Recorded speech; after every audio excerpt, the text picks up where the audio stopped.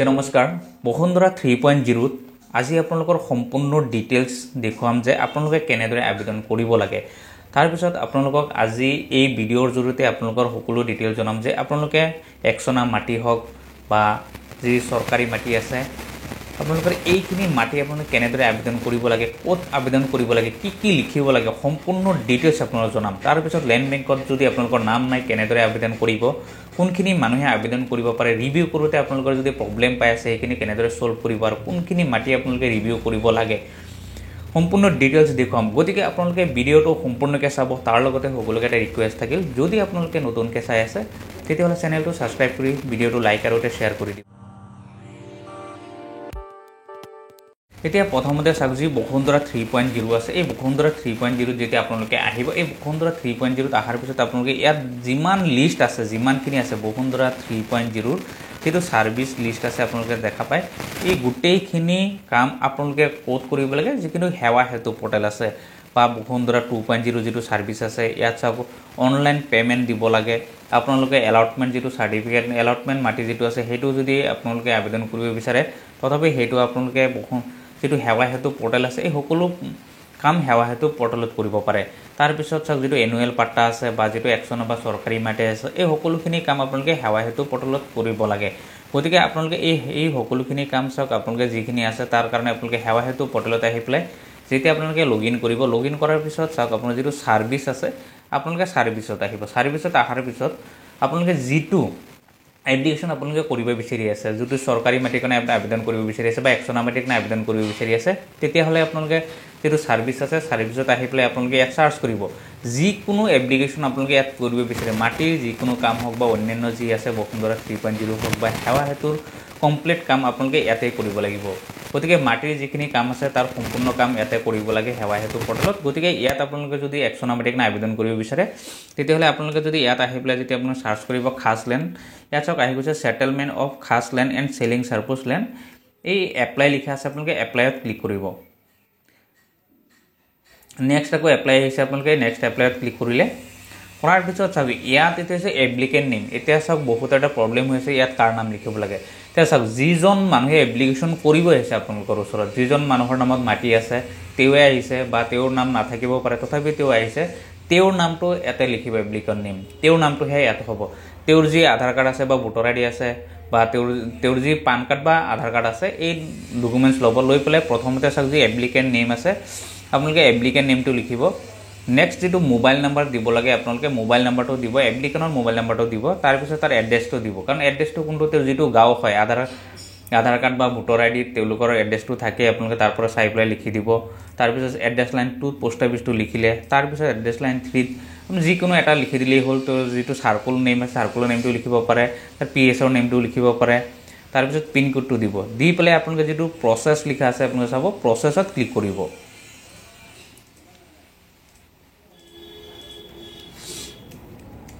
চাওক নেক্সট পেজটো আহি গৈছে নেক্সট পেজটো চাওক আৰু যদি আপোনালোকে আধাৰ কাৰ্ড দিব বিচাৰে তেতিয়াহলে আধাৰ কাৰ্ডত যেটো আছে ইয়াত টিক মাৰ্ক কৰি দিলে আধাৰ নম্বৰটো দি প্লাই ভেৰিফাই কৰিব লাগে যদি আধাৰ কাৰ্ড নিদিয়ে তেতিয়া তেওঁ যদি পান কাৰ্ডটো দিয়ে তেতিয়াহলে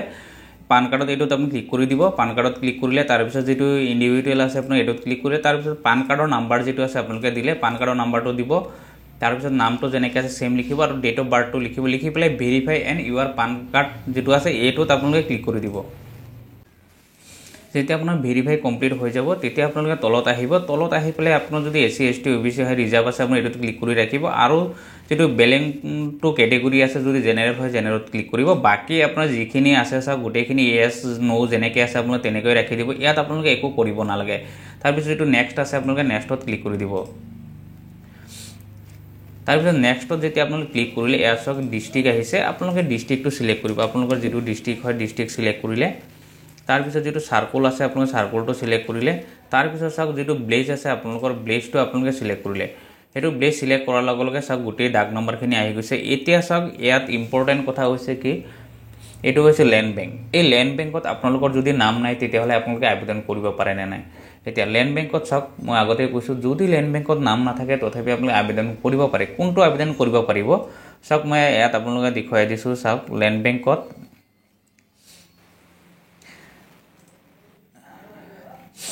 এইটো চাওক ইয়াত 20 বিঘা মাটি আছে 20 বিঘাত এতিয়া চাওক 4জন 5জন মান আছে এতিয়া 4জন 5জন যদি থাকে এই 20 বিঘা তেওঁলোকৰ হ'ব পাৰে গতিকে আপোনালোকে যেতিয়া এনেকৈ চেক কৰি চাব যে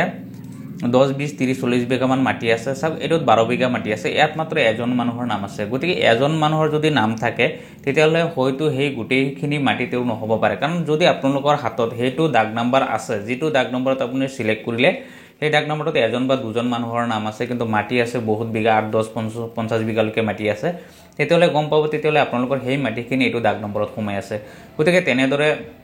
যদি আছে তেতিয়াহ'লে আপোনালোকে আবেদন কৰিব পাৰে কিন্তু ইয়াত আৰু এটা কথা হৈছে কি ইতিমধ্যে আপোনালোকে গম পায় যে ল্যান্ড বেংকৰ যিটো নাম সোমাব লাগে ইতিমধ্যে সাৰ্কুল অফিচত তাৰ কাম চলি আছে যদি আপোনালোকে ল্যান্ড বেংকত নাম সোমোৱা নাই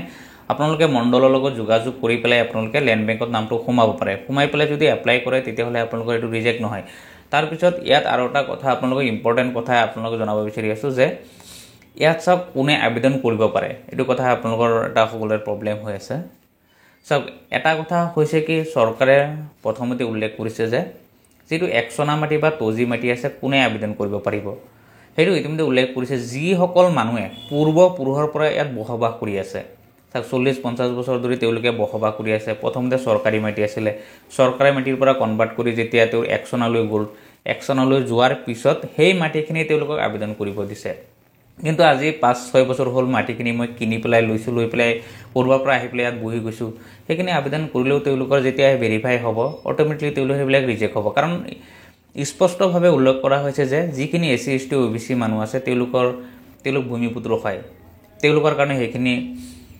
যদি সাৰ্টিফিকেট আছে তেতিয়ালে তেওঁলোকৰ কাৰণে হেতু হ'ব কিন্তু যিখিনি জেনাৰেল মানুহ হয় চাওক জেনাৰেল মানুহৰ ক্ষেত্ৰত এটাই কোৱা হৈছে যে তেওঁলোক পূৰ্ব পুৰুষৰ পৰা ইয়াত বসবাস কৰিব লাগিব যদি তেওঁ বহু বছৰ ধৰি ইয়াত বসবাস কৰি আছিল আজি মাক দেউতাকৰ পৰা আদি কৰি নিজৰ সময়লৈকে যদি ইয়াত বসবাস কৰি আছে 40 50 বছৰ হৈ গৈছে তেওঁলোকে আবেদন কৰিব পাৰে তেওঁলোকৰ কাৰণে তেওঁলোকৰ কোনো প্ৰবলেম নহয় আৰু তেওঁলোকে হেতু মেডিপট্টা পাব কাৰণ কি ইতিমধ্যে যেতিয়া আপোনালোকে ডকুমেন্টস দিয়া হয় ডকুমেন্টছৰ ক্ষেত্ৰত চাওক গাঁওবাৰ সাৰ্টিফিকেট দিব লাগে যে গাঁওবাই ইতিমধ্যে উল্লেখ কৰি দিয়ে যে কিমান বছৰ হ'ল তেওঁলোকে ইয়াত বসবাস কৰি আছে তেওঁলোকৰ যিখিনি কাগজপত্ৰ যিখিনি সাবমিট কৰিব লাগে চাওক যদি 51 বা 71 তেনেকৈ বা 65 যিখিনি কাগজপত্ৰ দিব লাগে হেতু এইটো ব্লেজৰ হ'ব লাগে যে ইয়াতে বসবাস কৰি আছিল ইয়াতে আছিল সেইখিনি মাটি তেওঁলোকৰ হ'ব কিন্তু চাক আজি চাক 2 4 5 বছৰ হ'ল কিনি পেলাই আহি বহা বা কৰবৰ পৰা উঠি আহি বহিছে তেওঁলোকে যদি আবেদন কৰে হেতু ভেৰিফাই অটোমেটিকলি তেওঁলোকৰ পায় নে নাপায় হেতু চৰকাৰৰ কথা হেতু মই নকওঁ বাৰু কিন্তু কথা হৈছে কি যিখিনি জিনুইন মানুহ আসলতে পায় জিনুইন মানুহৰ যিখিনি মাটি হয় তেওঁলোককে আবেদন কৰিব দিছে গতিকে আপোনালোকৰ যদি তেনেদৰে মাটি আছে আপোনালোকে যদি আবেদন কৰা নাই আপোনালোকে এতিয়াও আবেদন কৰিব পাৰে কাৰণ 2 দিন যেটো টাইম বখাই দিলে ইয়াৰ পৰা ইতিমধ্যে আজি 6 দিন গুছি গ'ল 4 দিন মান সময় আছে আপোনালোকে এতিয়াও আবেদন কৰিব পাৰে গতিকে আপোনালোকে জেনেদৰে আপোনালোকৰ যদি মাটি আছে আপোনালোকে যদি সিলেক্ট কৰি পেলাই আপোনালোকৰ যেটো নাম আছে আপোনালোকে নামটো সিলেক্ট কৰিলে নামটো সিলেক্ট কৰাৰ পিছত আপোনালোকে সেভ এণ্ড অকুপাই ডিটেইলছত ক্লিক কৰি দিব তাৰ পিছত ইয়াত আৰু এটা কথা আপোনালোকে 1 বিঘা যদি সিলেক্ট কৰিলে অলৰেডি লৈ লওক কিন্তু তাৰ পিছত যদি আপোনালোকৰ আৰু বেলেগ দাগ নাম্বাৰ আছে আপোনালোকে চাব পাৰে যে আৰু বেলেগ দাগ নাম্বাৰত যদি আপোনালোকৰ মাটি আছে তেতিয়ালে হেতু আপুনি এগ্ৰিকালচাৰ দি পেলাই আপোনালোকে মাটি দিব পাৰে কাৰণ এটা দুটা 4 5টা 10টা লৈকে আপোনালোকে দাগ নম্বৰ আপোনালোকে তেনেদৰে সিলেক্ট কৰি দিব পাৰে কৰি দিব নেক্সট কৰাৰ পিছত চাক আপোনালোকৰ যেটো প্ৰবলেম হৈছে যে ইয়াত কি লিখিব লাগে কাৰণ চাক এপ্লিকেন্ট ডিটেইলছটো অলৰেডি ইয়াত আহি যায় তাৰ পিছত নেক্সট হৈছে যেটো আসামিছত লিখিব লাগে আসামিছত লিখিলে তে গাৰ্ডিয়ান কাক দিব এই গাৰ্ডিয়ানৰ ক্ষেত্ৰতো আপোনালোকে চাব যদি ইয়াত হাজবেণ্ডৰ নামত যদি তেওঁৰ এপ্লিকেশন হ'ল যদি মটা মানুহ এজনৰ নামত এপ্লিকেশন হ'ল তেওঁৰ গাৰ্ডিয়ান সদায় দেউতাক হ'ব আৰু কিবা কাৰণে যদি চাক মাইকী মানুহ এজনৰ নামত যদি এপ্লাই কৰা হ'ল মহিলাজনে এপ্লাই কৰা হ'ল যদি তেওঁৰ স্বামী আছে গাৰ্ডিয়ান হয় তেতিয়াহলে তেওঁৰ স্বামীৰ নামটো ইয়াত দিব লাগে হাজবেণ্ডৰ নামটো দিব লাগে কিবা কাৰণে যদি হাজবেণ্ড নাথাকে মাকৰ ঘৰত আছে বা দেউতাকৰ ঘৰত আছে তেতিয়াহলে হেতু তেওঁলোকৰ পাৰ্সোনাল কথা দেউতাকৰ নামও গাৰ্ডিয়ান দিব পাৰে তাৰ পিছত যদি চাক গাৰ্ডিয়ান যেতিয়া দিব গাৰ্ডিয়ানৰ নামটো যদি এজন চাক মটা মানুহৰ হ'ল মটা মানুহৰ নামটো দিয়াৰ পিছত যেতিয়া তেওঁৰ দেউতাকৰ নামটো লিখিলে অটোমেটিকলি তেওঁৰ ৰিলেশন পিতৃ হ'ব ফাদাৰ হ'ব হেতু আপোনালোকে দিলে মেল ফিমেল জি আছে সিলেক্ট কৰিলে তাৰ পিছত আপোনালোকে ক্যাটেগৰীটো আপোনালোকে সিলেক্ট কৰিব এসসি এসটি ওবিসি জি হয় আপোনালোকে হেতু সিলেক্ট কৰিলে তাৰ পিছত সাব কি হয় সাবটো আপোনালোকে সিলেক্ট কৰি দিব সাবটো সিলেক্ট কৰাৰ পিছত আপোনালোকে ইয়াত আপোনালোকে চাব মেৰিট এই বস্তুটো সকলো কাৰণে এটা প্ৰবলেম হৈছে যেতিয়া আপোনালোকে মেৰিট যেতিয়া সিলেক্ট কৰিব মেৰিট সিলেক্ট কৰাৰ লগে লগে আপোনালোকে জয়েন দিবই লাগিব যদি কিবা কাৰণে চাওক আপোনালোকে যদি মেৰিট নিদিয়ে যদি আপোনালোকে আনমেৰিট দিয়ে বা তেওঁ যদি ডিভোৰ্স হৈছে বা তেওঁ যদি বিধৱা হয় তেতিয়াহ'লে আপোনালোকে এইটো দিব পাৰে। যদি বিধৱা হয় বা আনমেৰিড হয় তেনেকুৱা যদি আছে তেতিয়াহ'লে আপোনালোকে জইণ্টত নহয় ইণ্ডিভিজুৱেলত দিলে আপোনালোকে ছাবমিট লৈ যাব, তাত নমিনি আপোনালোকে নিদিলেও চলে। যদি আপোনালোকে মেৰিট দিয়ে তে মেৰিট দিলে আপোনালোকে নমিনি দিবই লাগিব। যদি আনমেৰিড দিয়ে আনমেৰিড দিয়াৰ পিছত আপোনালোকে এটা চাব যিটো জইন এপ্লিকেশ্যন তাত যদি ইণ্ডিভিজুৱেল ৰাখে ইণ্ডিভিজুৱেল ৰখাৰ পিছত যিকোনো আপোনালোকে কি কৰে আপোনাৰ অকুপেশ্যনটো চিলেক্ট কৰিলে বাকী যিটো ডকুমেণ্টছত যিটো কাষ্ট চাৰ্টিফিকেট আছে আপোনালোকে কাষ্ট চাৰ্টিফিকেটটো যদি SC ST OBC হয় দিব লাগিব। তাৰপিছত টজি যেটো খাজনা ৰচিদ আছে দিব লাগিব। তাৰপিছত এনি ৰিলেটেড ডকুমেণ্টছ আছে এনি ৰিলেটেড ডকুমেণ্টছৰ ক্ষেত্ৰত আপোনালোকে গাঁওবুঢ়াৰ চাৰ্টিফিকেট দিব পাৰে। তাৰপিছত ইয়াৰ লগতে আপোনাৰ যিটো ভোটাৰ ID আধাৰ কাৰ্ড পান কাৰ্ড এইবিলাক দিব পাৰে। তাৰ লগতে যদি আপোনালোকে দিব বিচাৰে 65 or 71 যি কাগজ পাতি আছে সেইখিনি আপোনালোকে ইয়াত দিব পাৰে। দি পেলাই আপোনালোকে ছাবমিট কৰি দিব, তেতিয়াহ'লে আপোনালোকৰ এইটো ছাবমিট হৈ যাব। নেক্সট পিছত আপোনালোকৰ চাওক আৰু এটা কিছুমান প্ৰব্লেম হৈছে যে কোনখিনি মাটি আপোনালোকে আবেদন কৰিব পাৰে, যিটো খাছ লেণ্ড এণ্ড চিলিং চাৰ্কুচ আছে। ইয়াত চাওক যিখিনি ফৰেষ্ট লেণ্ড হয় আচলতে এই ফৰেষ্ট লেণ্ডখিনি আপোনালোকে আবেদন কৰিব নোৱাৰে, কাৰণ ইতিমধ্যে চৰকাৰে এই ফৰেষ্ট লেণ্ডখিনি ইতিমধ্যে খালী কৰিবলৈ ইতিমধ্যে নিৰ্দেশ দিছে, সেইটো আপোনালোকে গম পায়। কিন্তু কি আপোনালোকে যদি বহু বছৰ আজি 40-50 বছৰ ধৰি আপোনালোকে বসবাস কৰি আছে আৰু সেই মাটিখিনি যদি একচনা আছে আপোনালোকে একচনলৈ যদি আপোনালোকে খাজনা দি আছিলে তেতিয়াহ'লে আপোনালোকে সেইখিনি মাটিত আপোনালোকে আবেদন কৰিব পাৰে। ঠিক সেইদৰে যদি আপোনালোকে মাটি যদি এলটমেণ্ট দিয়া হৈছিলে, যদি আপোনালোকৰ সেইবিলাক দান দিয়া হয়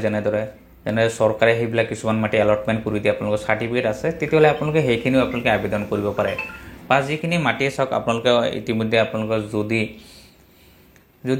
পাট্টা হৈ আছিলে যিখিনি একচনা পাট্টা হৈ আছে সেইখিনি আপোনালোকে আবেদন কৰিব পাৰে, কাৰণ সেইখিনি চব অপশ্যনসমূহ বেলেগ বেলেগ আছে। যদি এলটমেণ্ট চাৰ্টিফিকেট আছে তেতিয়াহ'লে আপুনি এলটমেণ্ট কনভাৰ্চন এলটমেণ্ট চাৰ্টিফিকেট যিটো আছে পিৰিয়ডিক পাট্টা আছে সেইটোত আবেদন কৰিব পাৰে। বা যিখিনি একচনা পাট্টা আছে সেইটো আপোনালোকে যি কনভাৰ্চন অফ এনুৱেল পাট্টা আছে তাত আপোনালোকে আবেদন কৰিব পাৰে। আপোনালোকে এনেদৰে বাকী সকলোখিনি কাম আপোনালোকে কৰিব পাৰে। তাৰপিছত চাওক যিখিনি আপোনালোকৰ আৰু কেইটামান প্ৰব্লেম পাইছে যে ৰিভিউৰ ক্ষেত্ৰত, মই ৰিভিউৰ ক্ষেত্ৰত কেইটামান কথা আপোনালোকক উল্লেখ কৰিব বিচাৰিছোঁ। কোনখিনি আপোনালোকৰ ৰিভিউত প্ৰব্লেম হৈছে বা কোনখিনি ৰিভিউ আপোনালোকে কৰিব নোৱাৰে।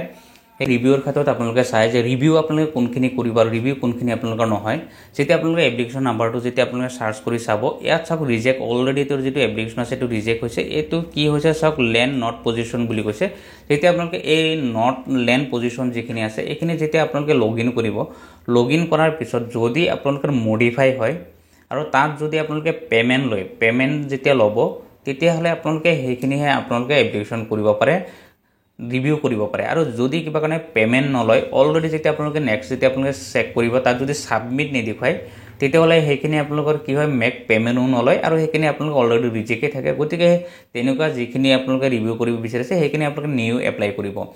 কাৰণ সেইখিনি অলৰেডি ৰিজেক্টেই হৈ গৈছে। গতিকে সেইখিনি আপোনালোকে এপ্লিকেশ্যন কৰিব নালাগে, সেইখিনি আপোনালোকে নিউ এপ্লাই কৰিব, কাৰণ ৰিভিউ কৰিলে সেইটো একো কাম নাই, কাৰণ সেইটোত মেক পে'মেণ্ট নলয়। যদি কিবা কাৰণে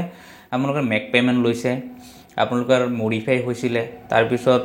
যিখিনি পে'মেণ্ট হৈ যোৱাৰ পিছত আপোনালোকৰ যদি ছাবমিট দেখুৱায় নেক্সট যেতিয়া আপোনালোকে চেক কৰিব যদি ছাবমিট দেখুৱায় তেতিয়াহ'লে আপোনালোকৰ তেনেকুৱাখিনিহে আপোনালোকে ৰিভিউ কৰিব। যদি নহয় তেনেকুৱা তেতিয়াহ'লে আপোনালোকে নিউ ছাবমিট কৰিব। তাৰপিছত এটা কথা হৈছে কি আপোনালোকে যেতিয়া ৰিভিউ কৰাত আপোনাৰ যিটো একনলেজমেণ্ট ৰিচিপ্ট ওলায় সেইটো নোলায়, কাৰণ একনলেজমেণ্ট ৰিচিপ্ট আপোনালোকৰ আগৰ যিটো একনলেজমেণ্ট ৰিচিপ্ট আছে সেইটোৱেই পাব। কাৰণ ইয়াৰ পিছত আপোনালোকে মেক পে'মেণ্ট হ'লেও আপোনালোকৰ ৰিচিপ্ট কেতিয়াও নোলায়, কাৰণ ৰিচিপ্ট আপোনালোকৰ অলৰেডি সেইটোৱে আছে আৰু এপ্লিকেশ্যন নাম্বাৰ সেইটোৱে হয়। গতিকে যদি আপোনালোকে ৰিভিউৰ ক্ষেত্ৰত যদি এনেকুৱা হৈছে যদি ৰিচিপ্ট পোৱা নাই তথাপি আপোনালোকে একো টেনশ্যন ল'ব নালাগে, সেইটো একো প্ৰব্লেম নহয়। কাৰণ আগৰ নাম্বাৰটো দি আপোনালোকে চেক কৰি চাব লাগিব আৰু আগৰ নাম্বাৰটো দি আপোনালোকৰ বাকীখিনি কাম যি হ'ব লাগে ভেৰিফাই হ'ব লাগে যিটোৱে হ'ব লাগে সেইখিনি কাম এইখিনিৰ পৰাই হ'ব। গতিকে আপোনালোকৰ যদি কিবা প্ৰব্লেম পাই আছে তথাপিও আপোনালোকে ভিডিঅ'ত কমেণ্ট কৰিব, বাকী মই বাকীখিনি আপোনালোকৰ ছল্ভ কৰিবলৈ চেষ্টা কৰিম। ধন্যবাদ।